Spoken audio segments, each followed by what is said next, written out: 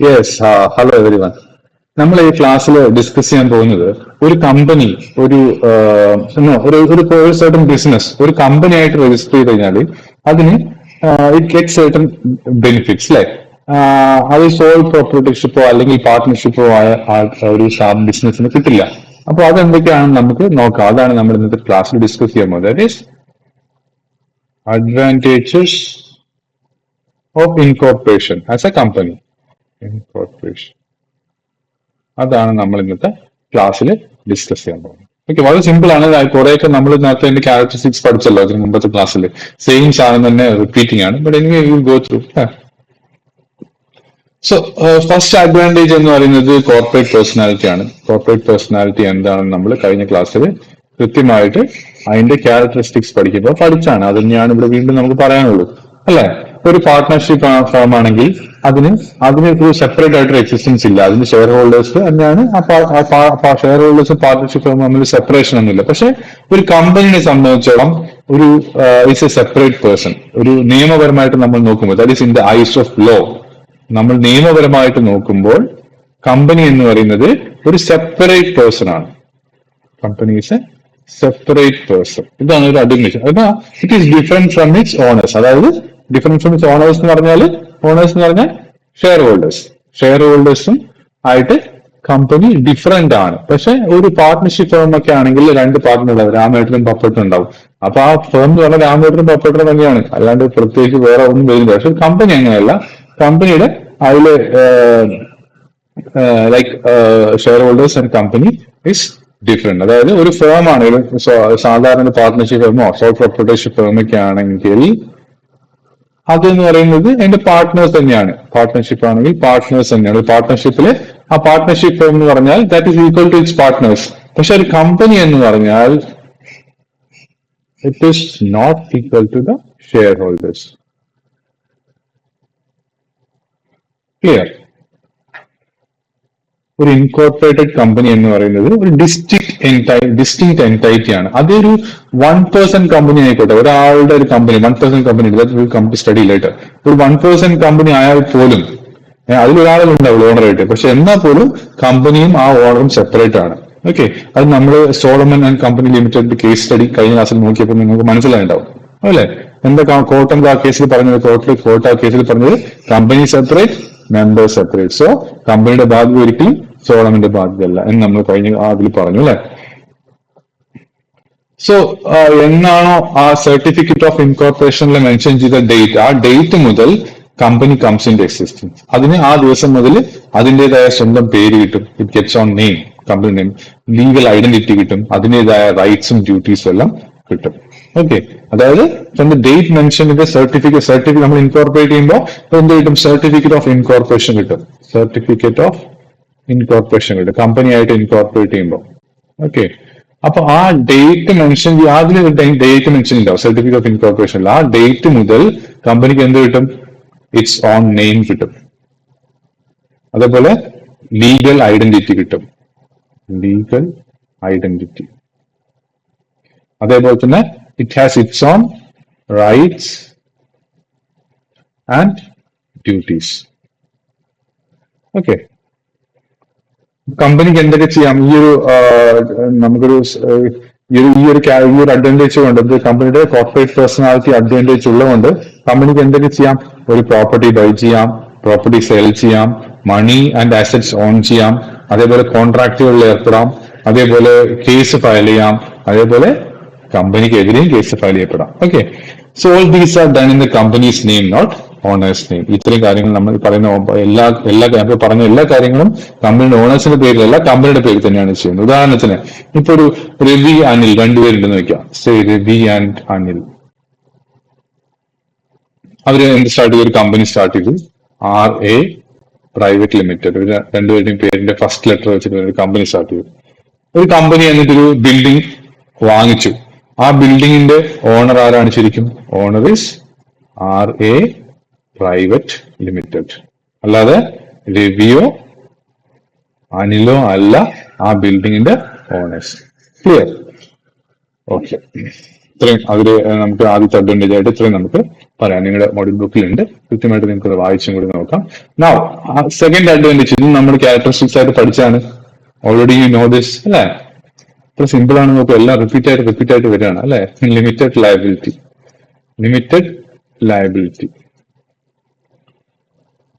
അതായത് കമ്പനി ഒരു അടച്ചുപൂട്ടൽ ഭീഷണിയിലായി എന്ന് വെക്കുക. അടച്ചുപൂട്ടൽ ഭീഷണിയാകുമ്പോൾ എന്ത് വേണം? കമ്പനിക്ക് ആർക്കൊക്കെ പൈസ കൊടുക്കാണ്ട് അവർക്കൊക്കെ പൈസ കൊടുക്കണം അല്ലെ. അപ്പൊ മെമ്പേഴ്സിന്, അതിൽ മെമ്പേഴ്സ് ആസ് പെർ ലോ മാത്രമേ കോൺട്രിബ്യൂട്ട് ചെയ്യുന്നു. അതായത് ഒരു ഇപ്പോൾ share holders loss is limited, they are not responsible for company's full debts. കമ്പനിയുടെ മുഴുവൻ ബാധ്യതയൊന്നും കൊടുത്തു തീർക്കേണ്ട ആവശ്യം ഷെയർ ഹോൾഡറിനില്ല. ഷെയർ ഹോൾഡർ ലോസ് എന്ന് പറയുന്നത് ലിമിറ്റഡ് ആണ്.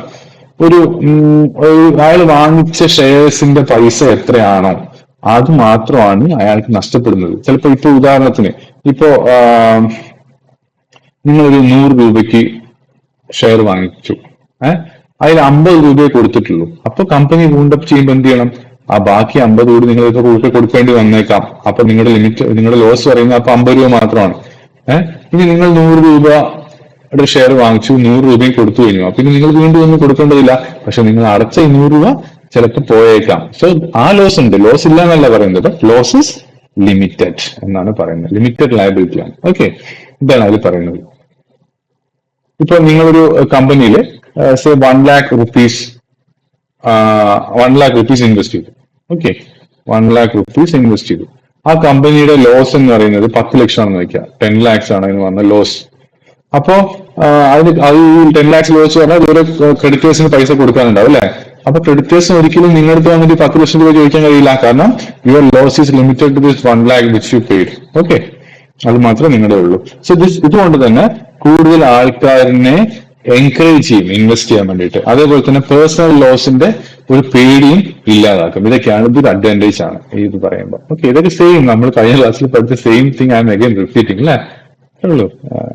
ആ രീതിയിൽ കണക്ട് ചെയ്ത് പഠിച്ചാൽ മതി, യു അണ്ടർസ്റ്റാൻഡ് ബെറ്റർ. അതേപോലെ തന്നെ ഈ അടുത്ത അഡ്വാൻറ്റേജ് എന്ന് പറയുന്നത് അത് നമ്മൾ കഴിഞ്ഞ ക്യാരക്ടറിസ്റ്റിക്സിൽ പഠിച്ച സെയിം സാധനം തന്നെയാണ്. That is perpetual succession.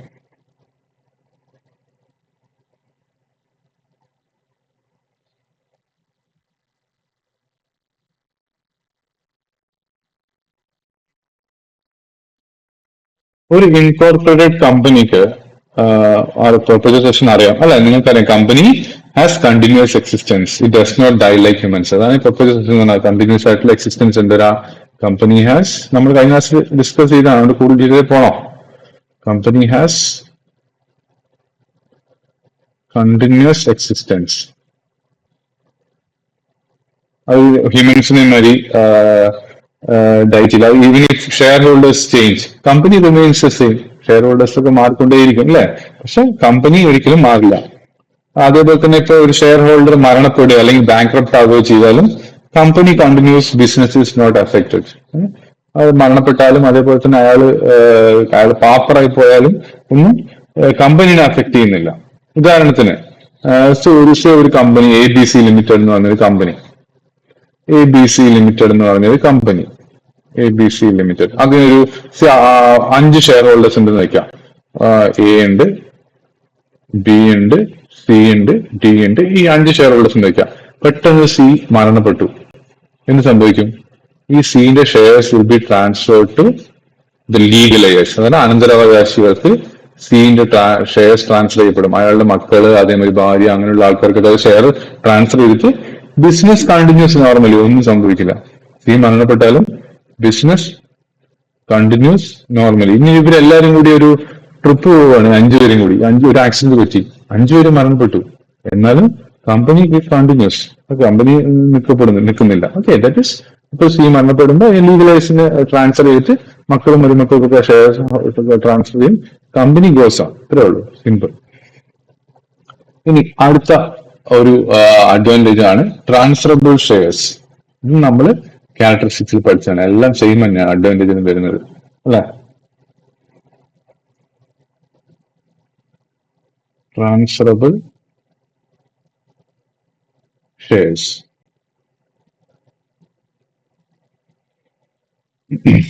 അതായത് ഷെയർസിനെ ഒരു മൂവബിൾ പ്രോപ്പർട്ടി ആയിട്ടാണ് കൺസിഡർ ചെയ്യുന്നത്. Okay, shares are like move, അത് എങ്ങനെ വേണമെങ്കിലും can be transferred or sold easily. അതാണ് ഇത് പറയുന്നത്. ഇൻവെസ്റ്റേഴ്സിന് ഷെയർസ് ഏത് സമയത്ത് എപ്പോൾ വേണമെങ്കിലും സെൽ ചെയ്യാം, എക്സ്പെഷ്യലി ഇൻ സ്റ്റോക്ക് മാർക്കറ്റ്. ഉദാഹരണത്തിന് നിങ്ങളൊരു ഇൻഫോസിസിന്റെ ഷെയർ വാങ്ങി, ഒരു വർഷം കഴിഞ്ഞപ്പോൾ അതിന്റെ പ്രൈസ് വല്ലോണം കൂടി, നിങ്ങൾക്ക് അത് വിറ്റിട്ട് പ്രോഫിറ്റ് ആക്കാം. ഓക്കെ, അതുകൊണ്ട് എന്തൊക്കെയാണ് നമുക്ക് ബെനിഫിറ്റ് കിട്ടുക ഒരു ഇൻവെസ്റ്ററിനെ സംബന്ധിച്ചോളം? It gets liquidity to investors, അല്ലെ? പെട്ടെന്ന് ക്യാഷ് ആക്കി ഇതിനെ മാറ്റാനുള്ളൊരു സൗകര്യം അവിടെ ഉണ്ട്, ഇങ്ങനെ ആവുന്നുണ്ട്. സോ ലിക്വിഡിറ്റി ടു ഇൻവെസ്റ്റേഴ്സ് അവിടെ നമുക്ക് ലഭ്യമാവണം. അതേപോലെ തന്നെ കമ്പനി സ്റ്റെബിലിറ്റി ആവണം, സ്റ്റെബിലിറ്റി ടു കമ്പനി. കാരണം ഒരാളിൽ നിന്ന് മറ്റേ ഒരാൾക്ക് വിൽക്കണം എന്ന് തോന്നിയാൽ പെട്ടെന്ന് മറ്റേ കൊടുത്തു പോകുന്നില്ല, അതുകൊണ്ട് കമ്പനിക്കൊന്നും സംഭവിക്കുന്നില്ല. അതേപോലെ തന്നെ ഇതിന് പെട്ടെന്ന് നമുക്കിങ്ങനെ വിൽക്കാനൊക്കെ പറ്റുന്നതുകൊണ്ട് തന്നെ കൂടുതൽ പബ്ലിക്കിന് അതിൽ ഇൻവെസ്റ്റ് ചെയ്യാൻ എൻകറേജ്മെന്റ് കിട്ടും.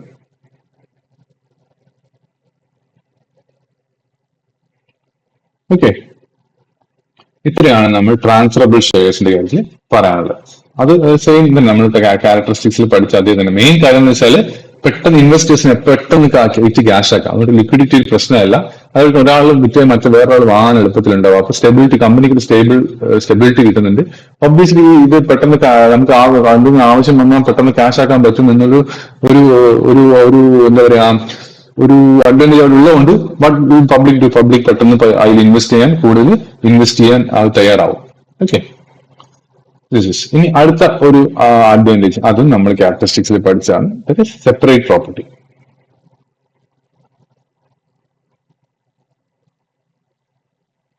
Separate property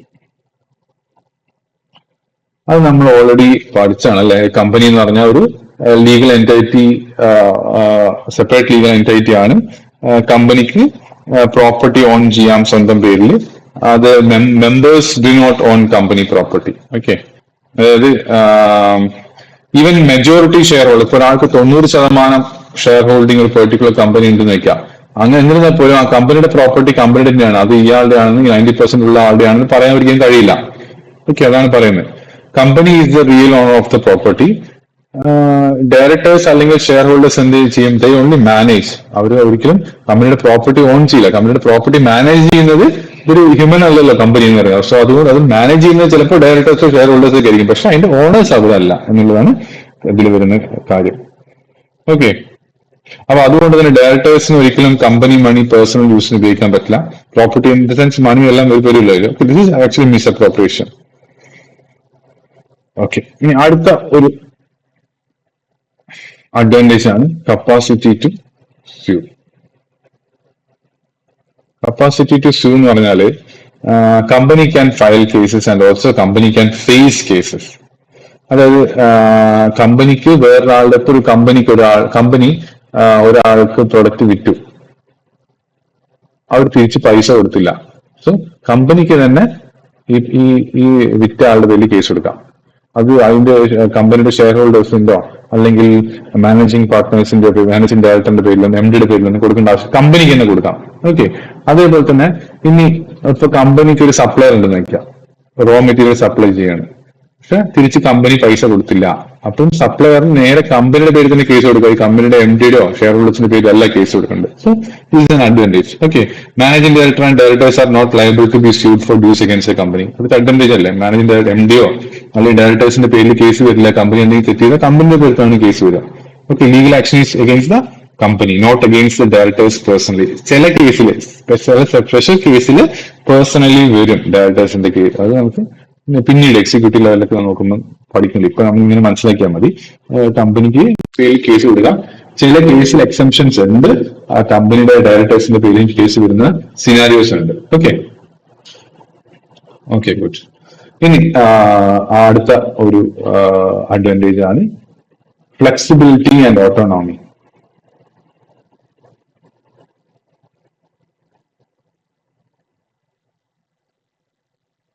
Flexibility and autonomy. Okay. കമ്പനിക്ക് can make it's own business decisions. അത് ഒന്നുമില്ല, അവിടുത്തെ നിയമങ്ങളൊക്കെ പാലിക്കണം എന്നുള്ളൂ, അല്ലെങ്കിൽ ഗുഡ് കോൺഫിഡൻസ് വേണം എന്നുള്ളൂ. പക്ഷെ കമ്പനിക്ക് കമ്പനിയുടേതായ ഡിസിഷൻസ് മേക്ക് ചെയ്യാൻ പറ്റും. ഓക്കെ, ഇതിൽ വളരെ ഇമ്പോർട്ടന്റ് ആയിട്ടുള്ള കൺസെപ്റ്റ് എന്താണെന്ന് വെച്ചാല് കമ്പനിയുടെ ഓണേഴ്സ് എന്ന് പറയുന്നത് ഷെയർ ഹോൾഡേഴ്സ് ആണ്.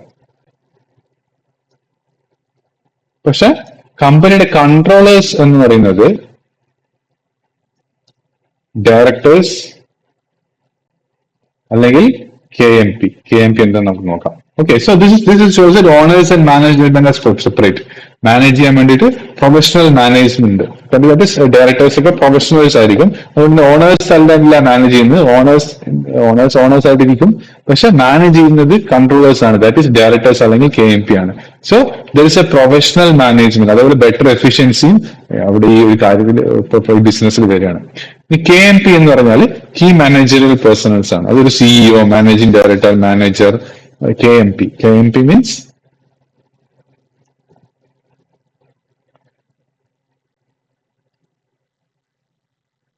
key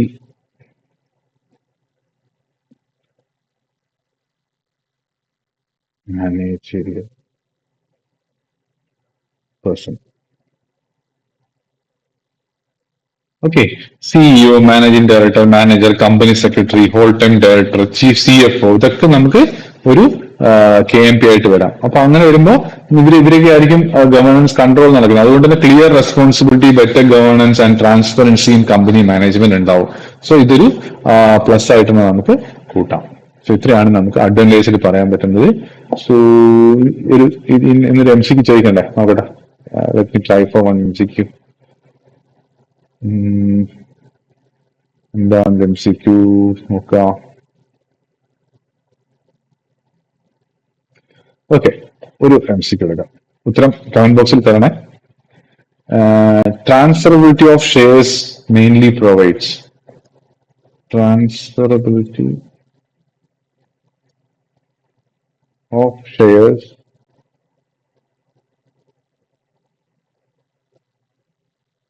mainly provides. എന്താണ് പ്രൊവൈഡ് ചെയ്യുക? Option A, control to directors.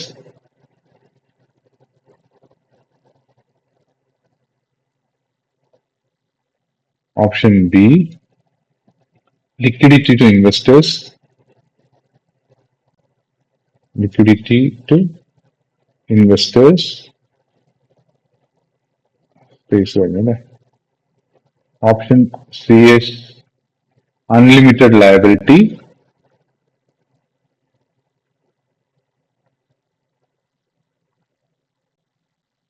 Option D is tax exemption. വളരെ സിമ്പിൾ ആയി പോയ ക്വസ്റ്റ്യൻ. ഇത്ര ഉദ്ദേശിക്കുന്നുള്ളൂ. ട്രാൻസ്ഫറബിലിറ്റി ഓഫ് ഷെയർസിന്റെ അഡ്വാൻറ്റേജ് എന്താണെന്ന് മാത്രമേ ഉദ്ദേശിക്കുന്നുള്ളൂ. Okay, thank you.